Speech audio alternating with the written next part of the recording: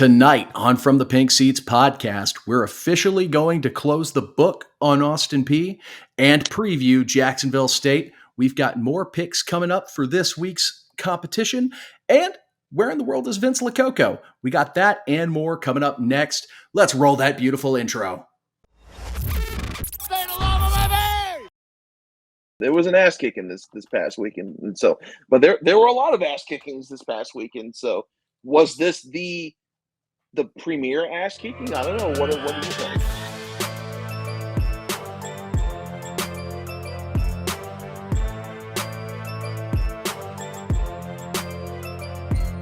Hello and welcome to From the Pink Seats podcast, brought to you by our friends over at Frankfort Avenue Liquors and Wine, located at 2115 Frankfort Avenue and powered by the State of Louisville Podcast Network. With us today, you might notice Vince Lococo not with us, but with me, I do have Matt McGavick, and live from the set of Paranormal Activity, Presley Meyer hops on the pod as a guest appearance. What is going on? Those lamps in the background are about to start floating halfway through this episode. The ghost of Penny Boone is going to get him. Oh, man. People on their toes, revisit that. Well, Press, been a hot minute since we had you on this pod. I know you've been out and about, busy summer. Congratulations on the marriage and the house. Thank you for hopping on. Yeah, nuptials. I have stepkids now. I have a new house now. I travel for work every week. So really nothing going on at all. Currently in a Marriott in San Antonio, Texas. So gotta love it. That's dedication to the team right there.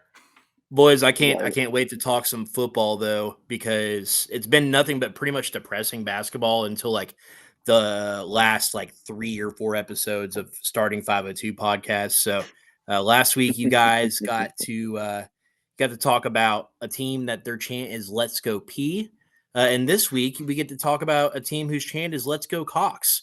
So honestly, you can't get much better than that. Go Peay, go Cox. I had minus 1,500 odds on someone taking the low-hanging fruit this episode, so glad to see that cash in the first minute and a half of the episode. Yeah, You'll love to see it. So, but yeah, Press, being a big-timer, hopping in and filling the need when we needed him most. Vince Lococo, as you all know, is normally going to be on these preview shows, feeling very against the weather. I was struggling to get through the last episode and only got worse. So we're wishing you a quick, speedy recovery, Vince, and hope you get well soon so we can see you on Saturday. Now, that being said, before we can focus on Saturday, there is one last little bit. We can't officially close the book on Austin Peay until we get Matt's stats. So with that, Matt, take it away.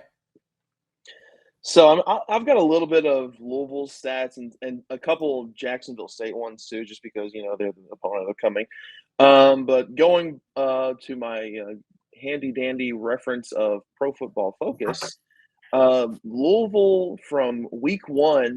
If I were to ask you in terms of the single game overall grade of a team, where do you think Louisville would place in all of the 134 FBS teams? Because there was an ass kicking this past weekend, and so, but there were a lot of ass kickings this past weekend. So, was this the premier ass kicking? I don't know. What do you think? I'm guessing probably around 15, 20, if I had to guess. There were a lot of foots deposited into a lot of asses, and Pro Football Focus is always one of those sort of weird little metrics. So, unless we were going out and just running 5-minute bleed the clock, just punch the ball down their throat drives, which we didn't do. We had a couple of huge play touchdowns. I think that doesn't necessarily grade the most favorably. So yeah, I'll say 20, 25 range.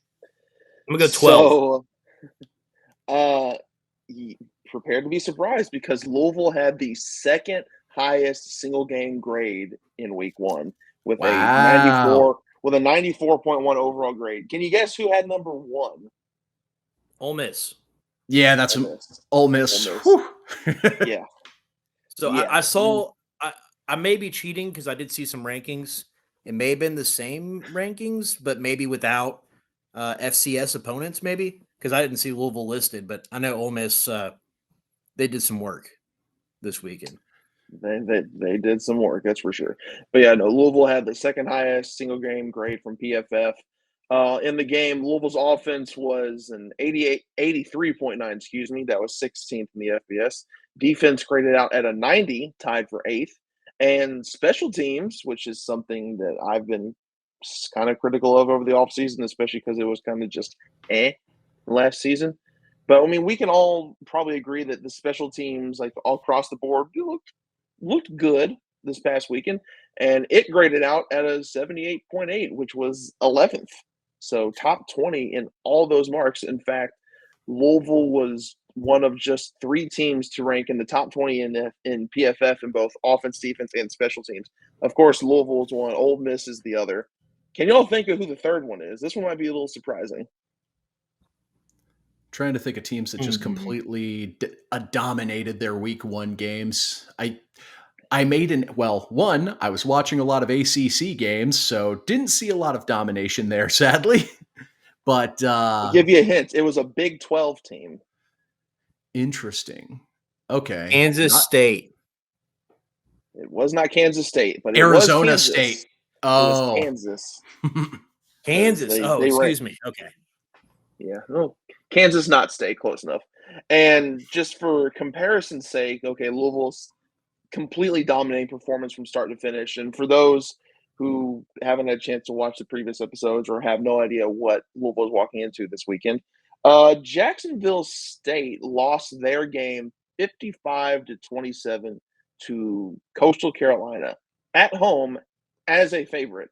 So they ended up finishing with a PFF game grade of 54.4, which was 127th out of the 134 teams in the FBS.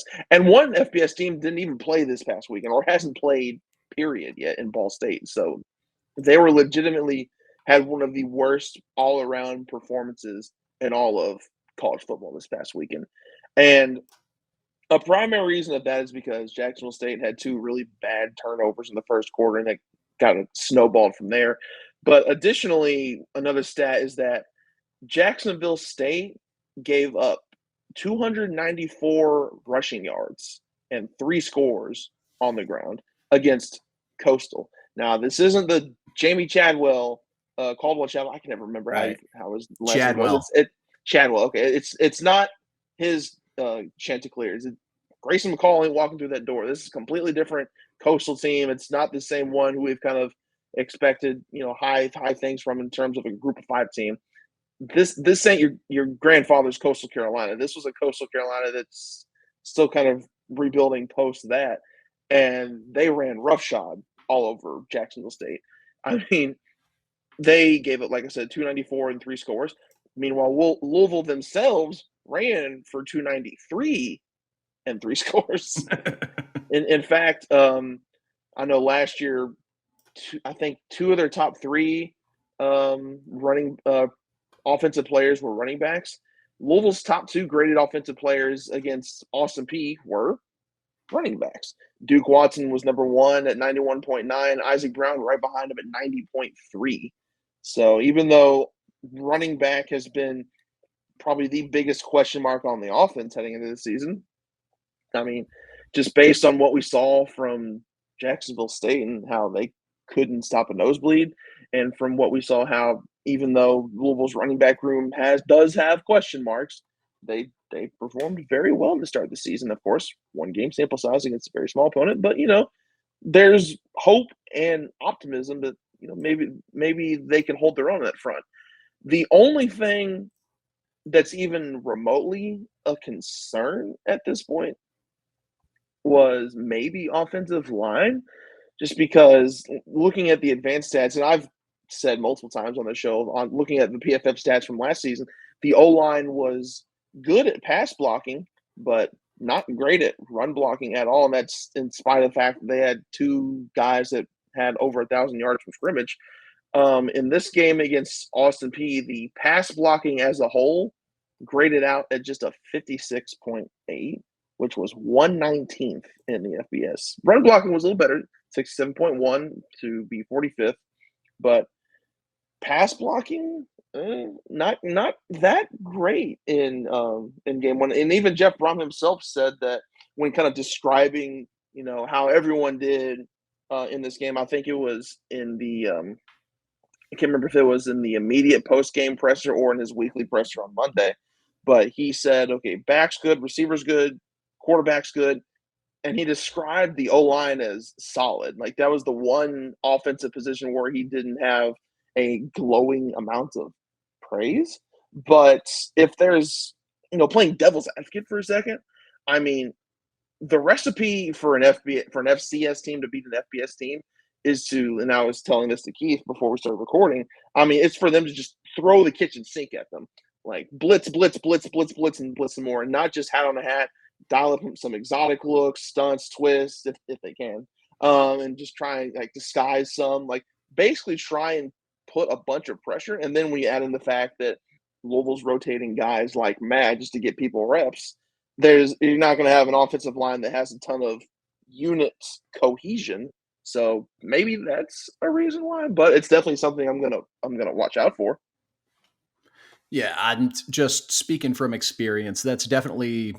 There's something to that when it comes to having trouble getting into a rhythm, developing that cohesion as an O-line player if you're constantly subbing in, subbing out, rotating reps. So what you get in potentially getting some rest and having less tired legs, you're going to lose in having that rhythm.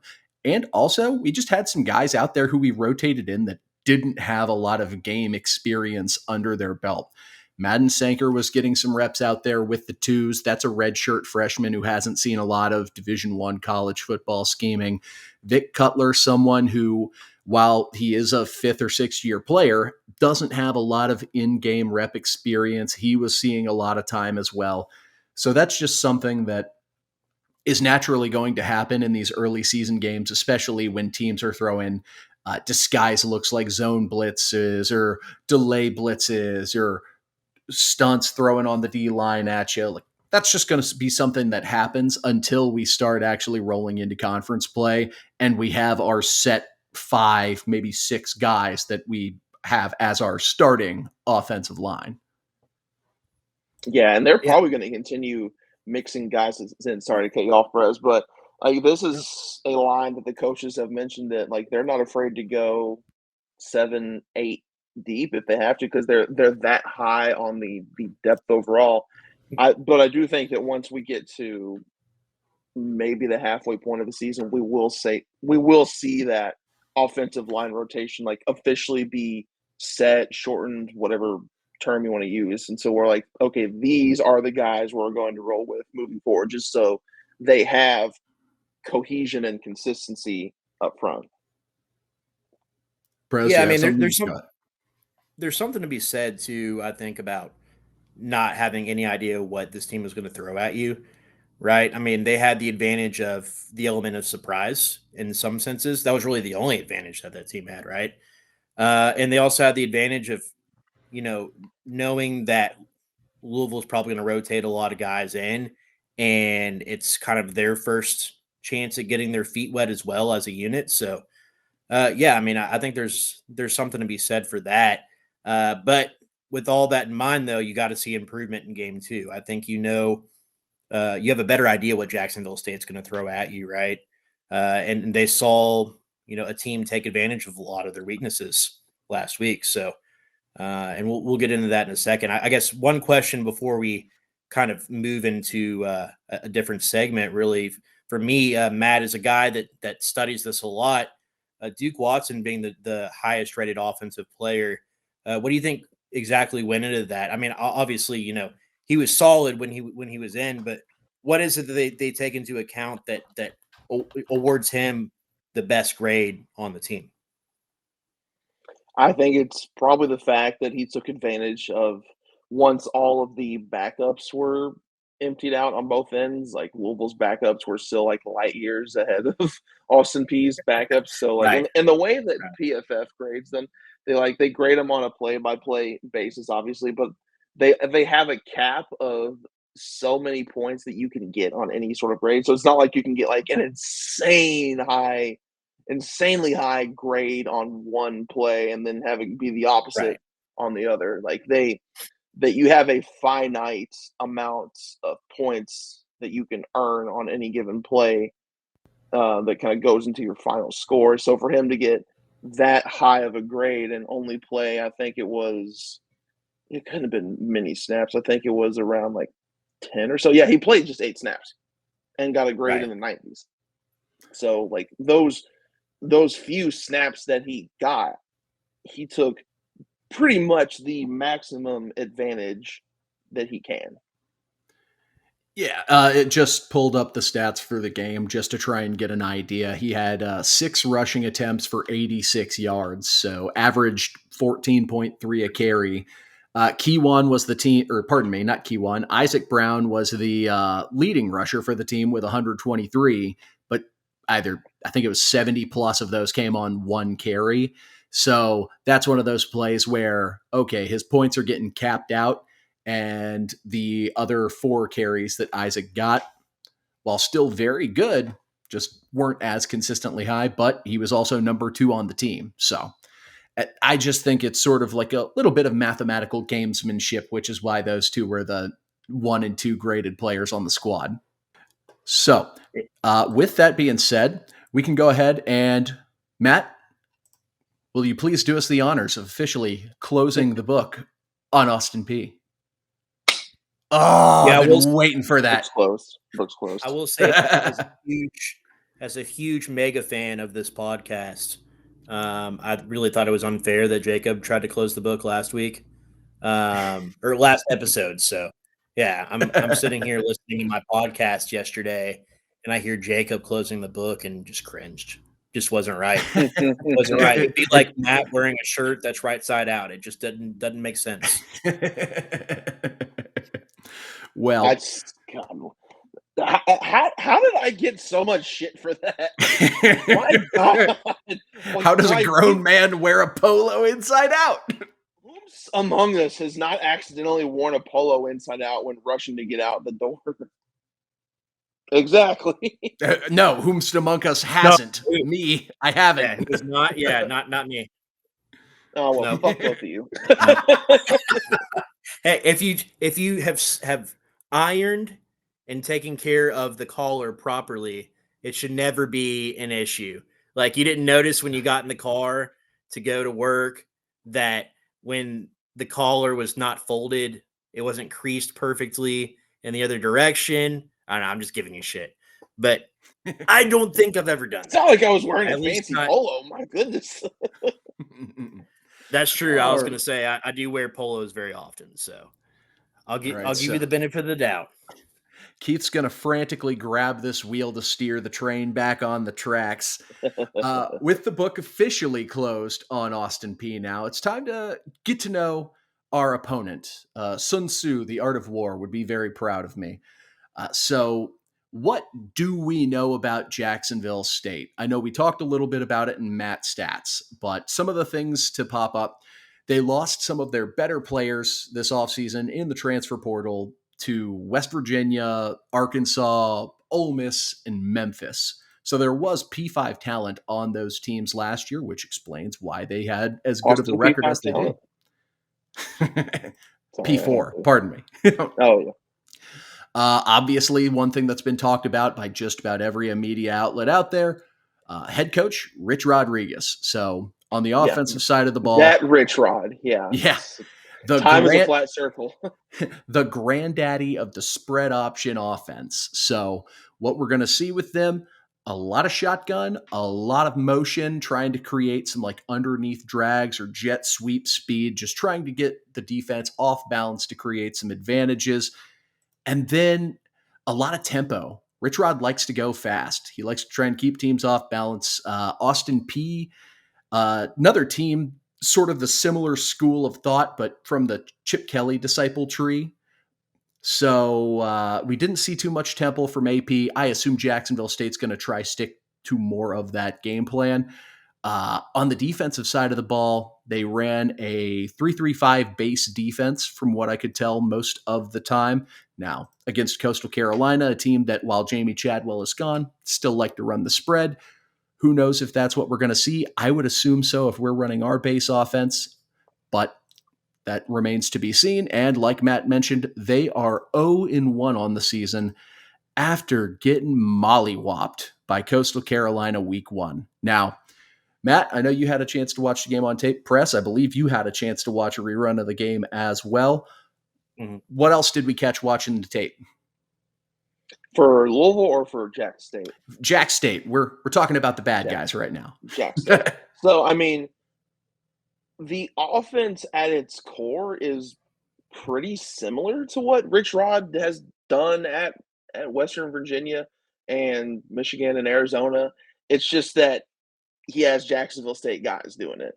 It's not like he has Pat White or Steve Slayton back there. Sorry to bring up PTSD for Louisville fans out there, but I mean, they have some good guys. I mean, Clayton Webb, their offensive guard, he was a preseason All-American. Like, dude's good. But their offensive skill position players are definitely not of the caliber that you would see like in the ACC or any other power conference. So from what I could tell, I mean, the Coastal pretty much laid out the game plan for anyone going up against this team. If you can punch them in the mouth early and force them to basically throw their game plan out the window, which is like Rich Rod likes to do, that tempo, spread option, window dressing, as Andy Reid likes to call it, that stuff. If you can force this team to get out of that and just, concentrate on trying to just pass the ball and take basically the running element out of it, I mean, you've got them on the ropes just right then and there. Just kind of go about your offense and go about your defense. As long as you get an early notable advantage like Coastal did, you're already in a very good position when it comes to going up against this team. Yeah, I mean, the main thing that stands out to me about, first of all, Jacksonville State was a favorite in their first game. Nope. And with the turnover on both rosters, you could see why. Basically, it was basically a pick 'em, and they got that home field advantage, which they do have a quality home field advantage for their level. For those who don't know, Jacksonville State was an FCS team until 2 years ago. If you remember, the year before Rich Rod arrived, they actually upset Florida State at Florida State. And then last season, their most notable game was against South Carolina, and they kept that within a 10-point game at South Carolina, which granted, they haven't been great the last couple of seasons. However, it's important to take into account, what kind of level this team is as far as their play. They had a guy starting at quarterback who was a first-team all-conference quarterback last season. So he absolutely was expected to come in and be extremely productive. And all he did was go 0 for 6 on his first 6 passes with 2 interceptions. And then he had another horrid fumble later on in the game that led to a fumble recovery for a touchdown. So considered, I know, Keith, I don't want to steal your thunder too much because I think you found this graphic, but perhaps the most turnover prone player or quarterback so far in the country through week 0 and week 1. Yes, and I will give credit to Tom Fernelli, the creator of the very officially titled Oopsie Daisy rating. Daisy. So funny. Which is essentially just a calculation of either interceptions or fumbles. And I want to clarify that's just total fumbles, not necessarily fumbles lost, over the amount of snaps taken. And yeah, Austin Peay, both of the quarterbacks they rotate between were in the top, I believe, 5 or 6, with one of their quarterbacks being at number 1 with a oopsie daisy rate of, I believe it was 18% or something. Yeah, like that. Yeah, it was. So essentially, and also for context, what other team had 2 quarterbacks in that ranking? Florida. Now, I will give Florida the benefit of the doubt. They do have a true freshman. So, but yeah, I mean, the guy's potentially creating a turnover 1 out of every 6 snaps. Now, I'm not going to expect that absurd rate when we play them, just because so many things have to go wrong to play that badly. And, ball security, I would assume, is going to be emphasized as a very priority point in practice this week. But yeah, like you mentioned, they rotated 2 quarterbacks, which I believe is going to continue to be the trend. Yep. Logan Smothers, who was the more accurate of the 2, and Tyler Huff, who was the more accident prone of the 2. By the way, SoCon Player of the Year last year for Furman. So Tyler Huff was definitely a bit of that. Yes. Whew. Yeah. So, coming into Rich Rod's offense, you would think it's a perfect marriage, right? You take the SoCon Player of the Year, put him on a roster with some legitimate talent, probably some guys that could play a level up if they wanted to, and you have a mixture for something great in that offense, and so I think that's something to consider as well as a Louisville fan, is that this is going to be a team that's pissed off. They're probably, I wouldn't say they're looking ahead, but the first 2 games are perhaps their biggest 2 games of the year, right? They come in and they play a quality, not a P4, but the what are we calling them these days? Just a are they a G5, mid-major G6? in football? A group of 5? Yeah. It's So still like a 5 group of 5, conferences. group of 6. Yeah, and I Yeah, mean, that's it's true. a quality Yeah, one well, too. I guess right. So a quality G5 or G6. I guess you'd call it G6 now with the Pac-2. It sounds like we're speaking TikTok right now. They're off. We don't acknowledge them. They're So you got the P4, the Pac-2, and the G5. Regardless, not to get too in the trenches here, Jacksonville State essentially plays their best 2 opponents in the first 2 weeks of the season. And so you'd think that they have something coming for Louisville. Like, they're not just going to lay down and take it. And so I think that's a key thing to keep in mind. You're going to have a pissed off team coming in ready to try to upset a team that could potentially overlook them. So I think as a fan, you have to look at it from that perspective. Yeah. Louisville's almost a 30-point favorite at this point against a team that just lost to a group of 5 team by 4 touchdowns. So it's something that it's going to be difficult for these coaches to get these players to lock in. So I'm interested to see how all of that works out. and on the flip side of that, yeah, you got Jack State coming into Ellen Stadium, hoping to maybe catch a Louisville team that could be overlooking them. I mean, based on how we saw Louisville treat Austin Peay, I don't think they're overlooking anybody. I mean, Brom all last season preached the 1 game at a time, or it was a 1 game season. However, whatever the exact message was, it was basically that. And this team, I mean, yeah, it's 1 game into the season, but it seems like they're taking that too hard. They're not really looking over any opponent. They're treating every opponent, whomever they may be, as like the most important game of their life. So based on just the culture that Brom has instilled, I mean, since the start of last season, if you're a Louisville fan, I don't think you have any concerns about this team overlooking anyone, especially with a bye week. Yeah, I mean, right, with the bye week looming, yes, yeah, absolutely. And I was going to say really quick as well, if I'm a coach, the way that I'm putting this week is, if you're Jaden Thompson, your goal as a player is to make sure that Kataris Hicks gets as many reps as possible. Make sure that Amari Huggins-Bruce gets as many reps as possible. If you're Austin Collins, you want to make sure that who'd be behind Austin Collins? Renato Brown, probably. Renato Brown, maybe. Yeah, is getting as many reps as possible. Pierce Clarkson's getting as many reps as possible. I think that's the goal as a team as a coaching staff, that'd be ideal, right? You want to get a Pierce Clarkson 2 full quarters before you get into the bye week and then the real meat of the schedule. So I would hope that that's the way that they approach it. Obviously, we saw that there's an opportunity for that to happen, but I still am a bit concerned. Going into the season, I think there was some concern that this could be a closer game than many expect, and I do have a little bit of a hesitation that things could have gotten too comfortable after game one. So I'm looking forward to seeing if the guys are up for the challenge.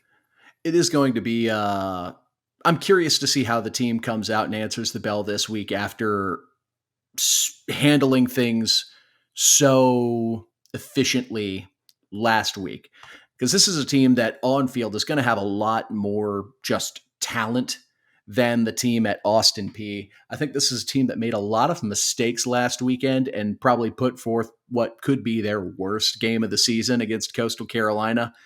And yeah, Press, like you said, we're the best game on their schedule, and then they have a lot of lower conference competition until probably they get to Liberty halfway through the season. So we're getting everything they got. They're emptying the clip on us. So it'll be up to the roster to respond.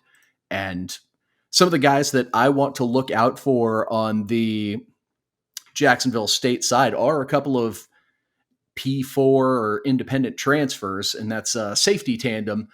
Pat Taylor, who's a redshirt junior who transferred in from Georgia, and I was able to lock in on him a little bit. He was probably the only defensive player that really jumped out and made me say, like, oh, okay, that boy's nice. Like, he was running, thumping, right, making plays all over the field. He's the team's leading tackler, which not necessarily what you want out of a safety, but speaks to how that game went for them. And then another player, another safety, Antonio Carter, who is a graduate transfer out of Notre Dame, second on the team in tackles, and was a player who showed good instincts, was able to move around, make some plays for them. We already yeah, and if you're I was going to say, if you're a Louisville fan, that's number 8 and number 9, by the way. So it's easy to remember if you're looking out for the guys that could be playmakers for Jacksonville State, number 8 and number 9. Yeah, and then we already discussed the quarterback tandem. Matt or Press, did anyone else on the offensive side really jump out at you? I know, given how that game went against Coastal, the players didn't really get an opportunity to shine. And if it's not week one, I try not to just go based on preseason ratings. So that's why I was sort of like, that's about it. No one stood out, like, particularly on that game. But, I mean, there have been some guys for Jacksonville State who have been solid playmakers for them in the past. I mean, Sean Brown is someone who's like an all-conference caliber tight end, and he's someone I had a chance to talk with someone at AL.com who covers Jack State. And Sean Brown, that tight end, considers himself a sixth offensive lineman. So when you have a spread option type where they run the ball a lot, I mean, that's exactly what you want there, where you have all the wide receivers take care of all the passing plays and whatnot. And then on the other side of the ball, one of their because I remember when I was doing my way too early preseason projection, like in March, J-Rock Swain, their defensive end, he's someone that kind of stood out to me just based on like how effective he was. And with Jack State losing so many guys, including Chris Hardy on that defensive line, who I think went to Ole Miss. I believe he was the one that went to Ole Miss, but yeah, he was definitely someone who stood out on tape last year. Yeah, but with Hardy moving up in the football world, they're going to rely a lot more on Swain to make plays on that defensive front. So those are two guys in particular, and then there's the receiver Petaway and Michael Petaway and PJ Wells, cornerback Derek Carter. There's some guys who can make plays, like Derek Carter. He was an All-Conference USA corner last season. I mean, they have some guys who can make plays, but the talent discrepancy between Jack State and Louisville, both in terms of starters, depth, all that, it's wide. There's no other way to put it.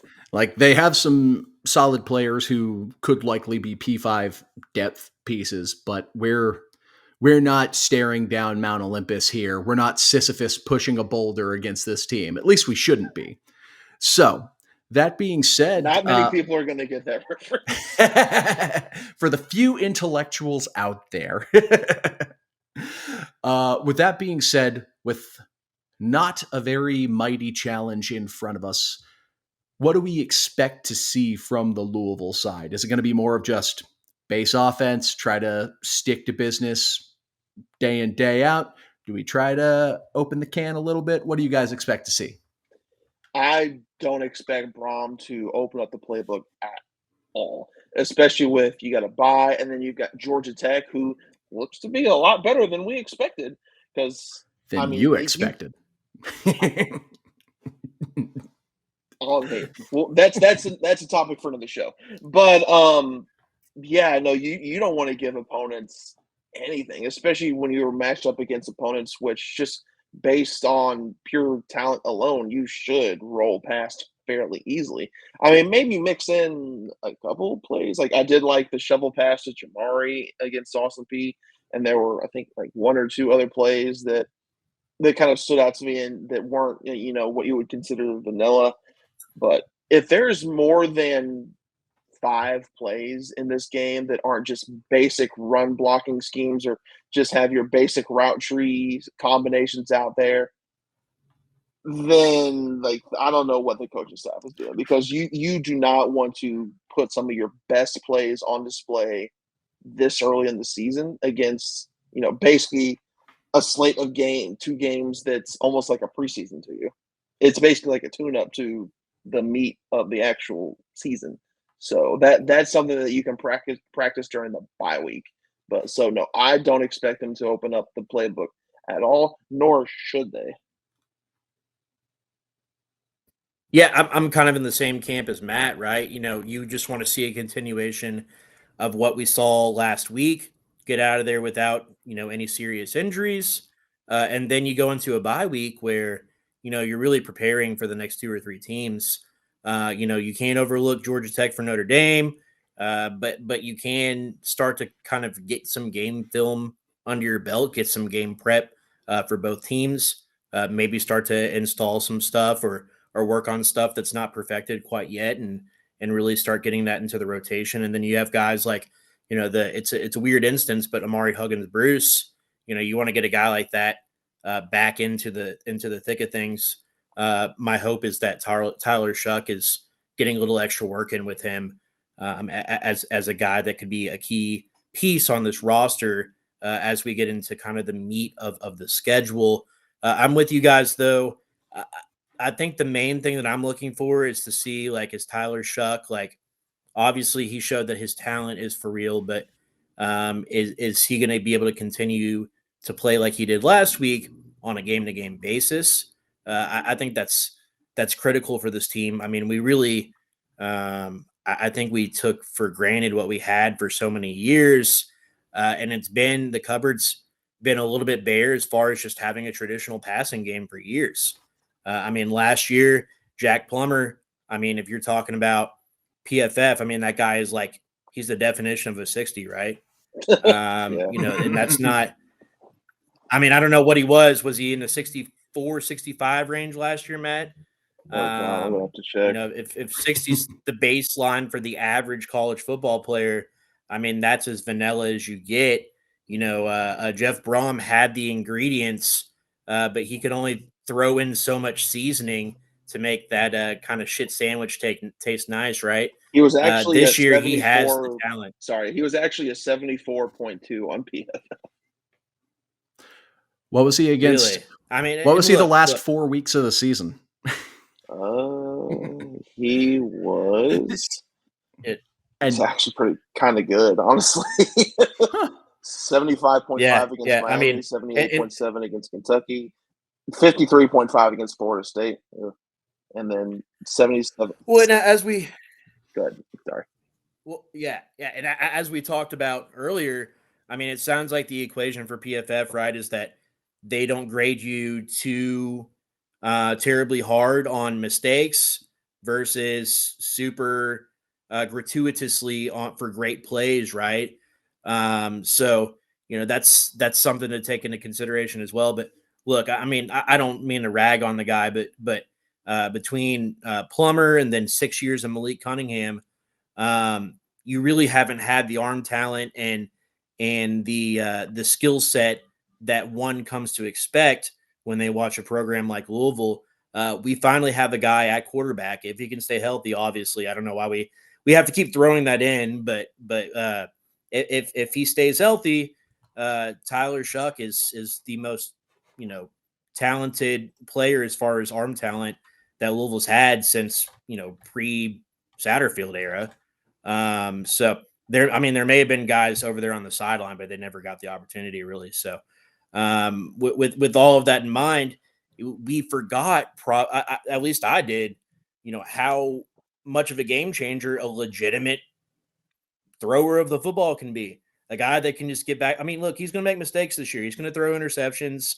He's going to do dumb shit, and I'm cool with that because it's going to be not the way that Jack Plummer did it last year, where you get down in the red zone and you just shit your pants and just throw it right to the opponent. Like, it's going to be like maybe taking a deep shot towards the end zone, maybe trying to fit into a window that he may not want to try to fit it into, but we've already seen in one game that he can do so.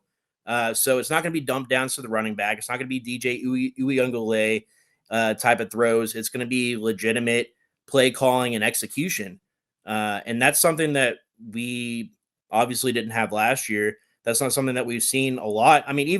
Lamar Jackson was prone to making big plays with his arm, but he also was not the most polished pocket passer. I mean, you ask any internet troll, they'll gladly remind you of that. So it's fascinating to actually see what this offense is supposed to look like with a guy that's extremely talented under center. Yeah, and that was one of the points that I talked about a lot this offseason was we actually have someone to where Jeff Brom can truly run a Jeff Brom offense. Just because I know the audience is going to be clamoring for it, do you think we see Pierce Clarkson, the algorithm Pierce Clarkson, actually get reps with the ones in this game? Or do you think if things, let's just assume things go according to plan and we're able to swap in the twos in the third quarter, do we see Pierce stuck with the twos, or do we see a series with him rotated in with the ones just to try and get him a little bit cleaner of a look than the 3 series he had in the last game?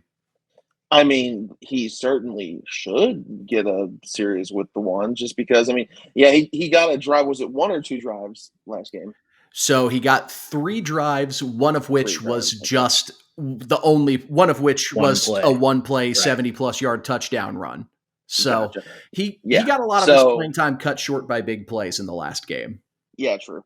And some of those plays, of course, some people voiced their opinion on Twitter saying like, "Oh, Pierce maybe didn't look that good," but then you brought it up in our group chat earlier, Keith, that a lot of those plays were. It wasn't solely on Pierce, just because of the rotating on the offensive line. There were several missed assignments blocking wise. So when you put a quarterback in there, his decision making window is significantly reduced or just limited. Period. Yeah. So he's not going to look as good. So when you have the first team offensive line in there, who's not as prone to making mistakes and who are. Better. There's no other way to say it. You give yourself an opportunity to have a better look of how he could look in case the worst comes to pass with Tyler Shuck and his injury history.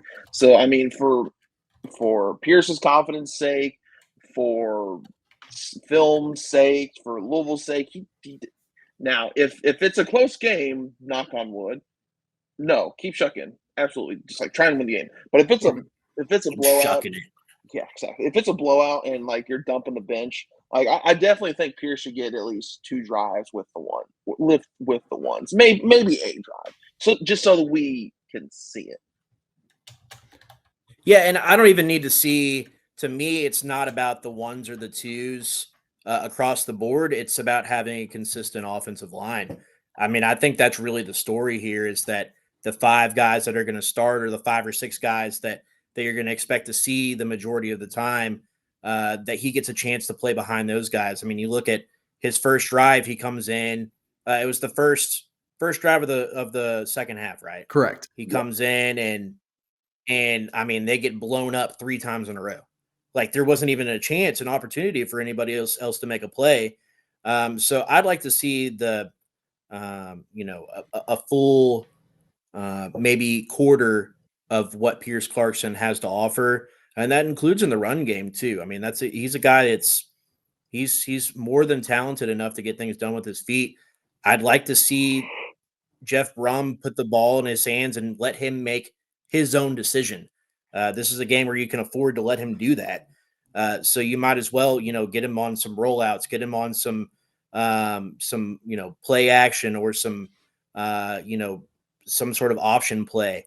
Let him kind of go to work with the ball in his hands. And if you're not going to play him behind the first string offensive line, I think that's what you go to, right? Now, is you allow him to become a playmaker.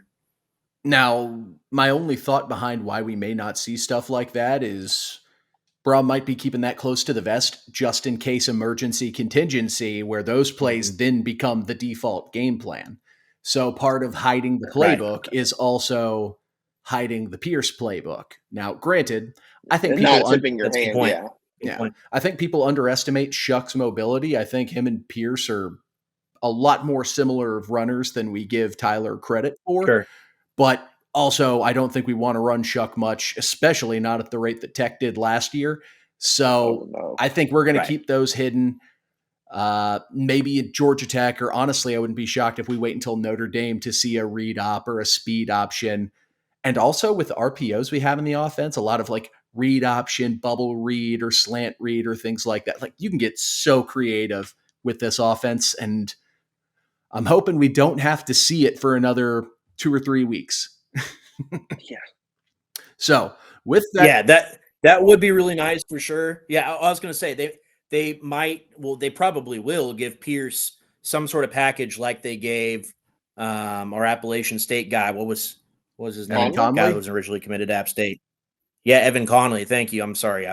Evan, Brevin, Bevan, all these white kid names, they confuse me. So one more question before I know you're about to close it down, Keith. We did have somebody chime in and ask about Donald Chaney. Do we think that he gets more than 0 touches?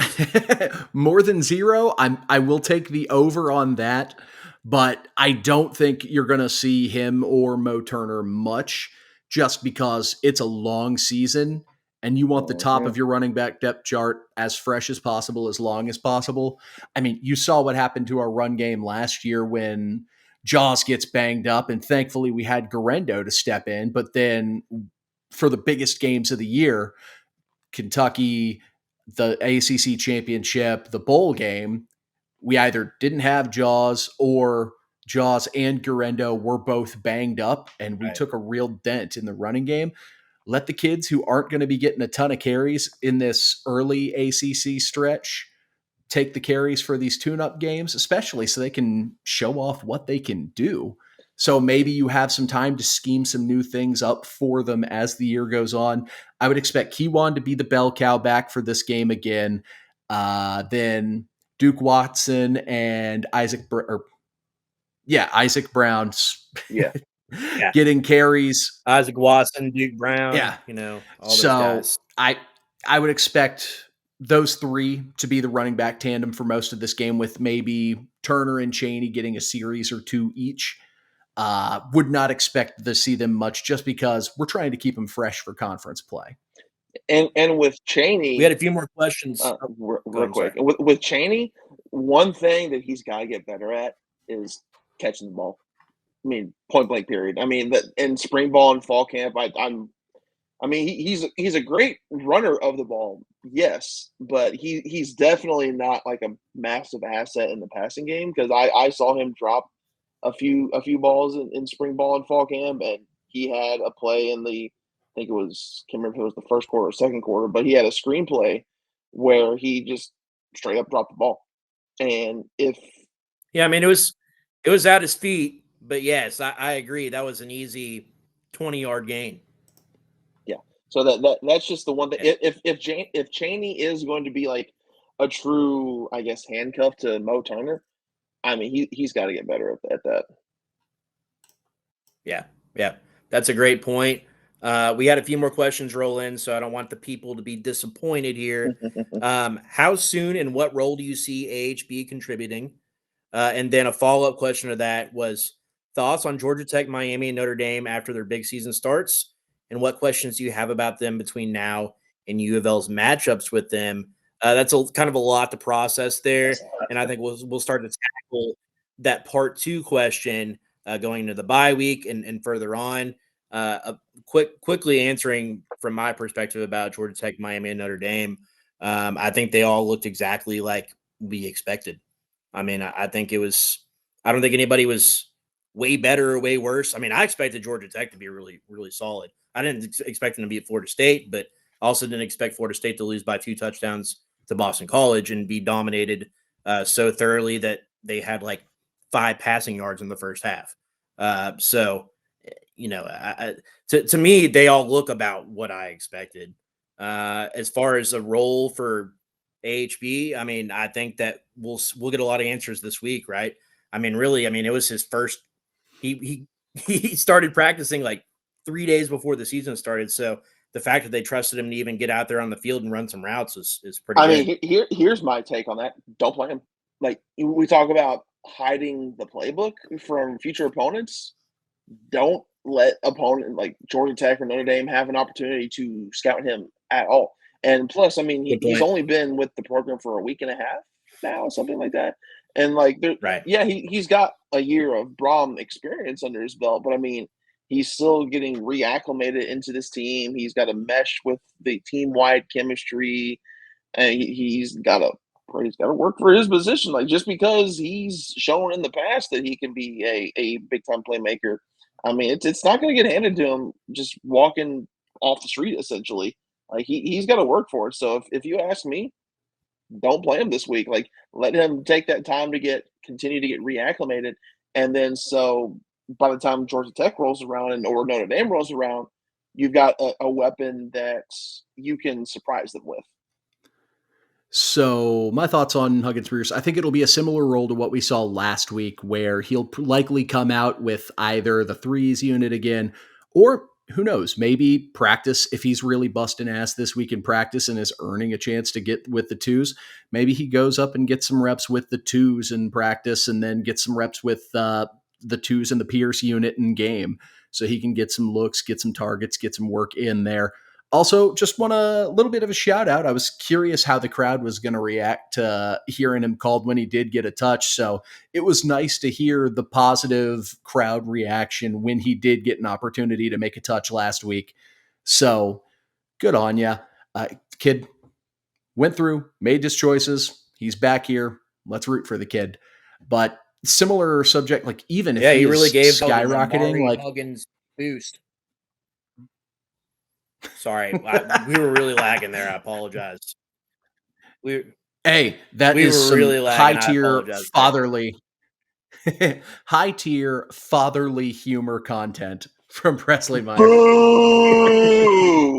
We got one more question from Caleb, and then producer Keith. I'll let you be producer Keith. The question from Caleb was, "What does Marcellus Wiley look like? Does he look like a bitch?" I don't think that was actually a question from Caleb. Oh, it absolutely was. It's right here. Yeah, where's my Fair camera? enough. There it is. Did you just want to make a movie reference? I guess. I don't know. I love if people whenever I'm on the pod and people know I'm coming on, you can ask as many random questions as you want. As people know on Starting 502, I will tell you how long and often to water your hydrangeas. I'll give you tips on woodworking, underwater basket weaving, whatever it is that you want answers for. I will provide them expeditiously. So join us on Starting 502 whenever you'd like. Producer Keith, back to you.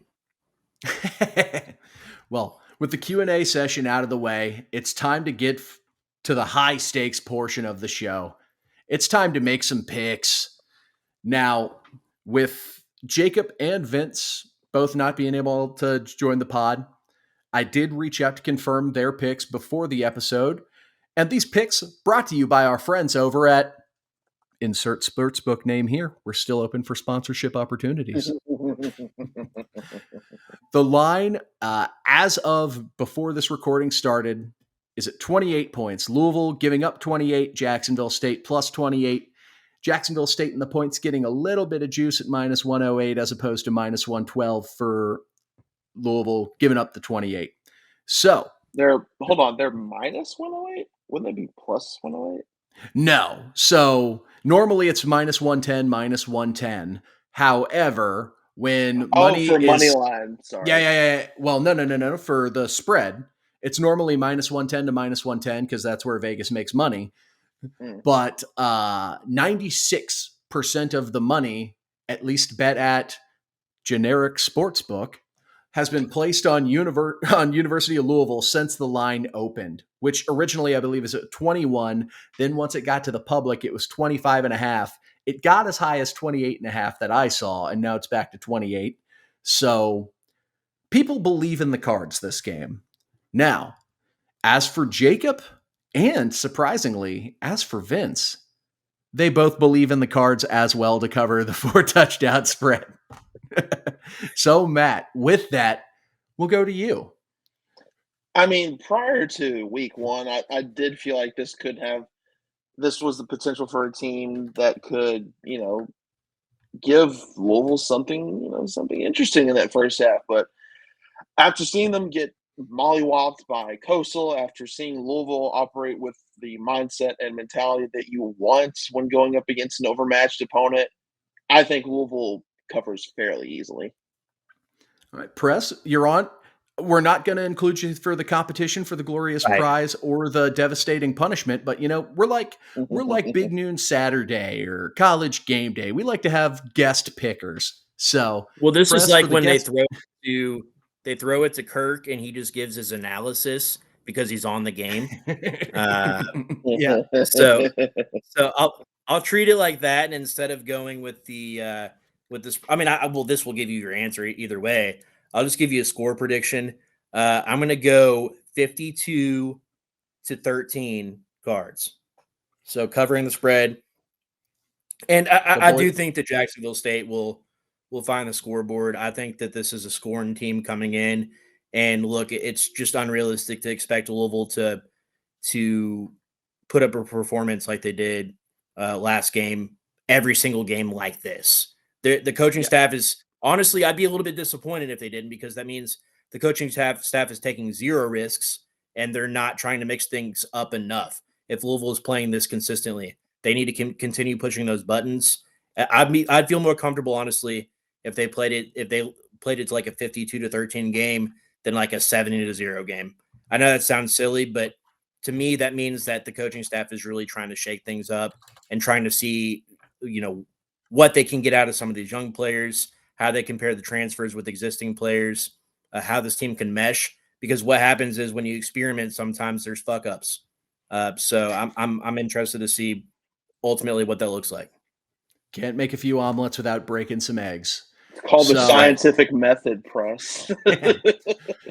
I apologize. As being the lone non-believer last week, I am the only one right now that is 0-1 on the season. So I'm going to have to be a contrarian at some point to try and make up that ground. You're 0-1 to the Lord, like Dabo. This week's not that week. The Jacksonville State just looked incredibly underwhelming. Louisville's defense is a lot better than Coastal's. If we can make some plays, force them to be one-dimensional early in the game, this one could get real ugly real fast. Cards cover the 28 points. I was able to get them earlier when it initially came out at 25.5, but I'll spot the extra 2.5 points just for the sake of the show. Cards giving up 28. We're chalk across the board. We're being homers on the gambling side. And with that, before we get out of here, I want to remind you all that if you support us and support what we do, support the people who support us. Get yourselves out to Frankfort Avenue Liquors and Wine, a fully stocked cocktail bar on the inside for you to stop in, have a drink at. They have specials all the time, that you can stop in, quench your thirst. Hey, who knows? You had a hard work day. swing by, get yourself something tasty. And then they also have a massive selection for you to purchase so you can take your own bottles home. So be sure to support the people who support us. Go to our friends over at Frankfort Avenue's Liquors and Wine. Subscribe to the YouTube channel if you haven't. If you somehow found us and stayed with us through this whole episode, you enjoy the content, at least I hope. Or maybe you're furiously typing a comment telling me how much you hate my face. Feel free to do that too. But if you do like us and you haven't yet, tickle that little subscribe button. It likes it, I promise. Be sure to follow. Be sure to follow us on all our socials. State of Louisville on Instagram. This is Matt McGavick, Mac_McGavick on Twitter. Presley Meyer at Press Meyer on Twitter. I'm producer Keith, producer_Keith on Twitter. And this has been the State of Louisville podcast. That's not right. From the Pink Seats podcast. And as always, go Cards.